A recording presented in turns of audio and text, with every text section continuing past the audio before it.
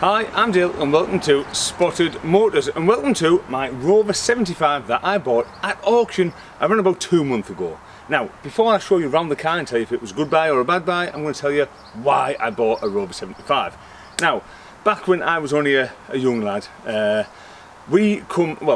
come from a Rover family. My dad had Rover 800s, Rover Vitesse, Rover 827. So I was obsessed with Rovers. I was obsessed with cars back in the day. So obviously the car that my dad had, I absolutely loved Rovers. Then the Rover 75 come out in 1999, and I made my dad take me to the NEC to watch its launch. I was obsessed with the Rover. I wanted my mum and dad to buy a Rover 75 so badly, but unfortunately we weren't a new car family, and my dad moved to Honda Accords as the backlash of BMW and Rovers failing and all that type of stuff. So unfortunately we never ever owned one. A chap I used to know, a school friend's dad, he used to work for Rover MG at the time, and he used to bring me books and brochures and all sorts of stuff back like that. So for the last sort of 25 years or so, I've always vowed to own a Rover 75, and my tick list for owning a Rover 75 has been quite particular. I wanted a 2.5 V6 automatic, leather, Connoisseur SE, the list goes on. So time was ticking, Rover prices are starting to creep back up again, and I don't want to miss the boat. I don't think they're going to go crazy, but I didn't want to miss the boat. So when this one come in at WB and Son Classic Car Auction, I could not help myself but buy it. It's not the spec I wanted, it's not the engine I wanted, it's not the gearbox I wanted, but I absolutely love it. Let me grab the camera and let's have a look around it. And here she is in all of its glory. I've just finished washing it, going through the full car after doing a load of work on it over the last like 3 or 4 weeks, so it's fresh, looking as good as it's ever going to look under my ownership anyway. So I thought I'll get the camera out, do a quick walk around video of the car and tell you a little bit about what it's like buying a Rover 75 at auction. So it is a 2003 on a 03 plate, and it is this beautiful, I hope it's British racing green. Hopefully someone will point me in the right direction if it is not. And if you are already looking inside and you notice cloth seats, it is a Club SE, this one is, which I actually quite like. I actually quite like it. So the colour sets it off. I do think it's got the better wheels on it as well. I like them wheels over the Connoisseur wheels actually. So I'm really chuffed with them. I absolutely adore the colour. Let me just shut some doors so you can have a proper look at it.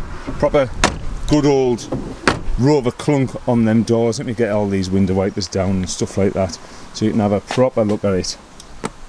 Now, when I first clapped eyes on this at WB and Son Classic Car Auction, it was the colour, the wheels that draw me to it, and the mileage. So the mileage on this car is 48,000 mile, genuine mile as well. It's all backed up with a nice bit of history and MOT history and stuff like that, so it is really nice condition. It's got a couple of little scratches here and there on the door locks and just some nice honest scratches on the back bumper, but nothing that a good polish wouldn't sort out. So bodywork wise, it's absolutely phenomenal. There's no rust on any of the arches and nothing like that. The jack and points are all really nice on it, and like I say, the rear arches are all good as well. A couple of little scuffs there. I don't know if the camera will pick that up on the back bumper. Is that going to focus there? Let me try. But again, nothing that a good polish wouldn't sort out. So in that way, condition wise, colour, wheels, I'm absolutely over the moon, and mileage as well. Let's have a little look inside. So it did have a steering wheel cover on, which is a bit of a shame really, because what's happened when I took it off, it's peeled the colour of the steering wheel off. So when I've took it off, I could leave it like, you know, almost like ripping glue off it. So that wasn't the best. I have looked at replacements on eBay and things like that, but a lot of them are worn like this. So that's a bit of a shame, because the rest of the interior is absolutely beautiful. Obviously it is the cloth interior, and obviously it's got a nice bit of walnut in there.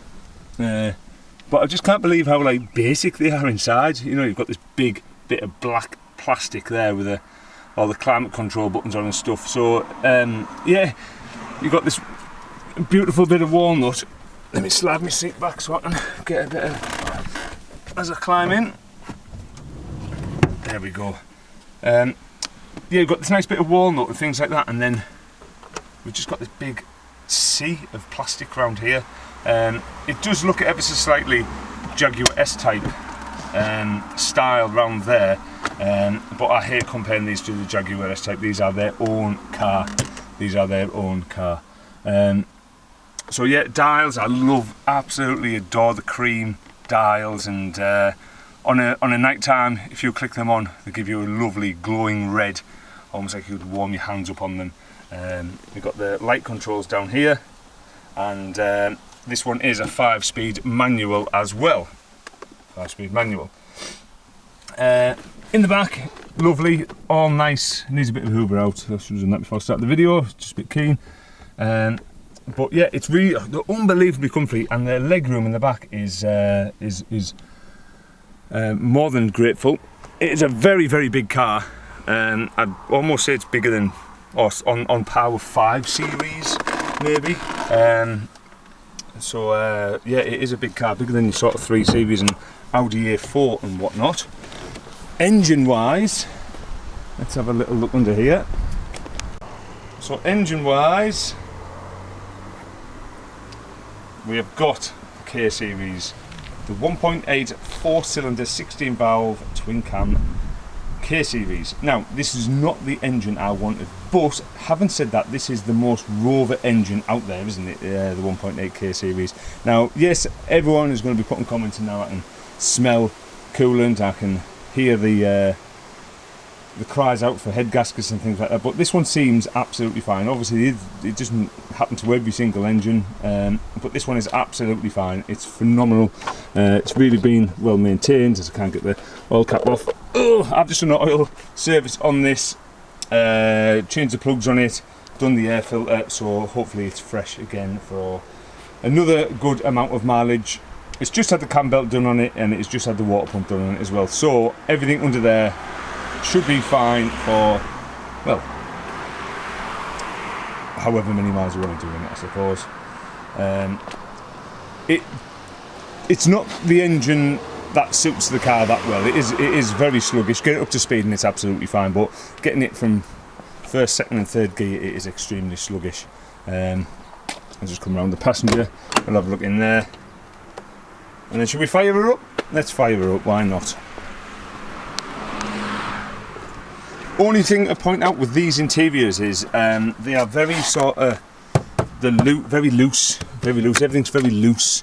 If you just like look at things like this, you know, it's just sat in there for a luxury car.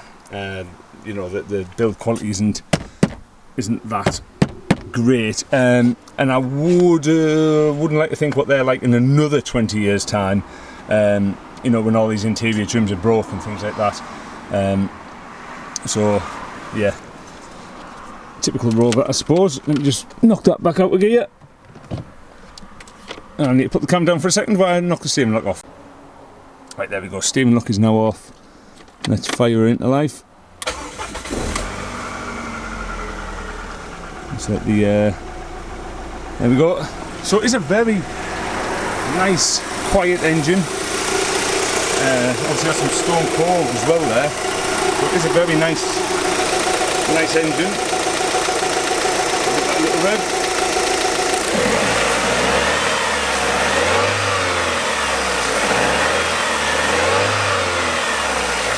So we've got no issues at all there.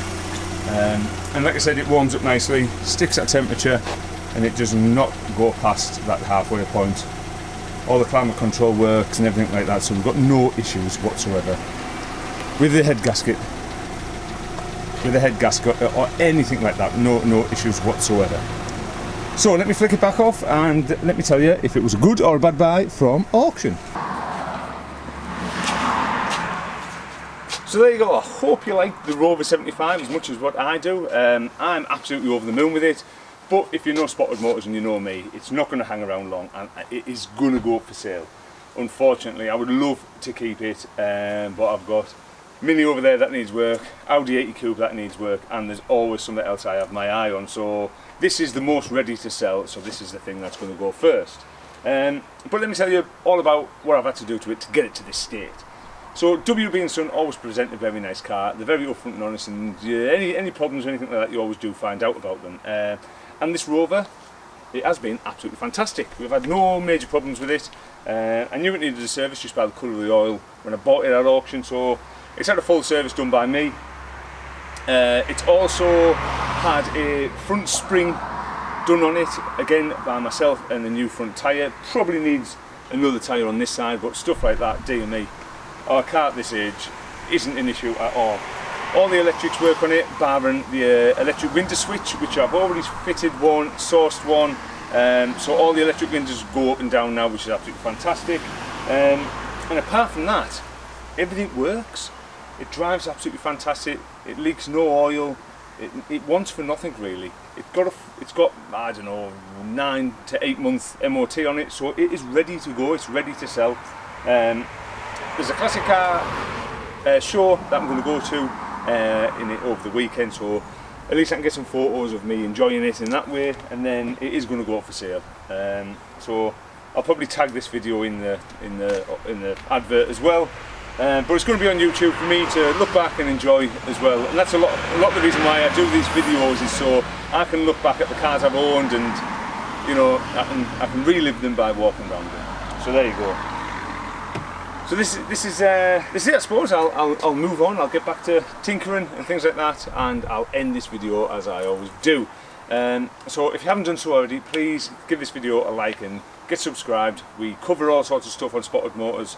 We have a fully fledged drag car, we do a lot of auction stuff, and we do a lot of buying and selling, so you are going to see a right good diverse of cars go through. And we also do a lot of challenges as well, where we challenge ourselves to buy a car for £500 and I don't know, things like that. Anyway, so yeah, if you can get involved, that'd be fantastic. And that just leaves me to say, as always, thank you very much for watching. I've been Spotted Motors.